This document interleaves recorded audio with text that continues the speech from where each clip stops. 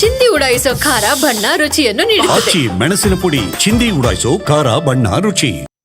ನೇತ್ರಾವತಿ ನದಿ ತೀರದಲ್ಲಿ ಶವ ಹೂತಿಟ್ಟ ಪ್ರಕರಣಕ್ಕೆ ಸಂಬಂಧಪಟ್ಟಂತೆ ಕೇಸ್ ಸಂಬಂಧ ಎಸ್ಐಟಿ ಅಧಿಕಾರಿಗಳಿಂದ ತನಿಖೆ ಮತ್ತಷ್ಟು ತೀವ್ರಗೊಂಡಿದೆ.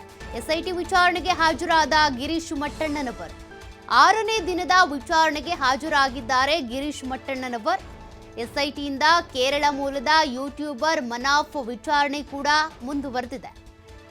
3ನೇ ದಿನದ ವಿಚಾರಣೆಗೆ ಹಾಜರಾಗಿರೋದು ಕೇರಳ ಮೂಲದ ಯೂಟ್ಯೂಬರ್ ಮನಾಫ್. ಮತ್ತೊಂದು ಕಡೆ 6ನೇ ದಿನದ ವಿಚಾರಣೆಗೆ ಹಾಜರಾಗಿದ್ದಾರೆ ಗಿರೀಶ್ ಮಟ್ಟಣ್ಣನವರ್. ಎಸ್ಐಟಿಯಿಂದ ತನಿಖೆ ಮತ್ತಷ್ಟು ಚುರುಕಾಗಿ ನಡೀತಾ ಇದೆ. ಸದ್ಯ ಯೂಟ್ಯೂಬರ್ ಮನಾಫ್ ಹಾಗೂ ಗಿರೀಶ್ ಮಟ್ಟಣ್ಣನವರ್ ಇಬ್ಬರನ್ನು ಕೂಡ ತನಿಖೆ ಮಾಡ್ತಾ ಇದೆ ಎಸ್ಐಟಿ. ತಲೆಬುರುಡೆ ಕೇಸ್ಗೆ ಸಂಬಂಧಪಟ್ಟಂತೆ ಒಬ್ಬೊಬ್ಬರ ಹೆಸರು ಕೂಡ ಸ್ಫೋಟಕವಾಗಿ ಹೊರ ಬರ್ತಾ ಇದೆ. ಈಗಾಗಲೇ ಚುನ್ನಯ್ಯ ಹೇಳಿದಂಥ ಹೆಸರುಗಳನ್ನು ಆಧಾರವಾಗಿಟ್ಕೊಂಡು ಅವರನ್ನ ಕರೆಸಿ ನೋಟಿಸ್ ಕೊಟ್ಟು ಕರೆಸಿ ವಿಚಾರಣೆ ಮಾಡಲಾಗ್ತಾ ಇದೆ. ಈ ಒಂದು ಕೇಸಿಗೆ ಸಂಬಂಧಪಟ್ಟಂತೆ ಕೇರಳ ಮೂಲದ ಯೂಟ್ಯೂಬರ್ ಮನಾಫ್ ಕೂಡ ಕೆಲವೊಂದು ವಿಡಿಯೋಗಳನ್ನು ಮಾಡಿ ಹಂಚಿಕೊಂಡಿದ್ರು ತಮ್ಮ ಯೂಟ್ಯೂಬ್ನಲ್ಲಿ.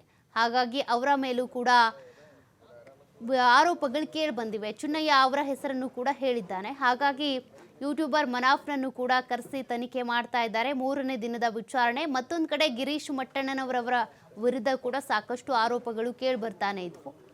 ಅವರನ್ನು ಕೂಡ ಇವತ್ತು 6ನೇ ದಿನದ ವಿಚಾರಣೆಗೆ ಒಳಪಡಿಸಿದ್ದಾರೆ ಎಸ್ಐಟಿ. ಯಾರ್ಯಾರು ಸೂತ್ರಧಾರಿಗಳು ಅಂತ ಚುನ್ನಯ್ಯ ಹೇಳಿದ್ದಾನೋ ಅವ್ರ್ಯಾರನ್ನೂ ಕೂಡ ಅರೆಸ್ಟ್ ಮಾಡುವಂಥ ಪರಿಸ್ಥಿತಿಯಲ್ಲಿ ಎಸ್ಐಟಿ ಇಲ್ಲ. ಕಾರಣ ಸಾಕ್ಷಿಗಳ ಕೊರತೆ ಇದೆ.